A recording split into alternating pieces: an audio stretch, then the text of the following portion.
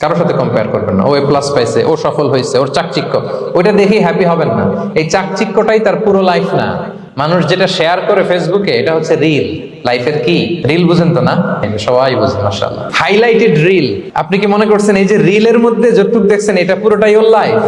না রে ভাই, ওরও অনেক কষ্ট আছে, ওরও অনেক ব্যর্থতা আছে, ফেলিওর আছে, ওইটাও ঢেকে রাখা। দেখবেন আমরা ফেসবুকে ছবি শেয়ার দিলে কি করি? সবচেয়ে ভালো ছবিটা খুঁজি, হাসি দেওয়া, স্মাইলিং ফেস, স্মার্ট লাগতেছে, সুন্দর পিকচার হয়েছে, এটা দেই। কারণ আমি যে হ্যাপি এটা দেখাইতে চাই আমি সবাই, ঠিক কিনা?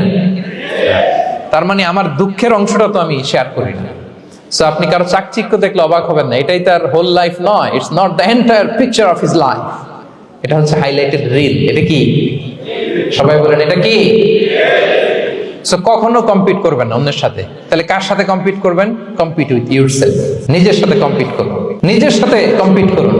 and try to be the better version of yourself in every single day. প্রতিদিন নিজেকে একটু একটু করে ডেভেলপ করার চেষ্টা করুন। and don't lose your confidence by comparing yourself with others. Dear brothers and sisters, কখনো নিজেকে অন্যের সাথে তুলনা করে আপনার কনফিডেন্স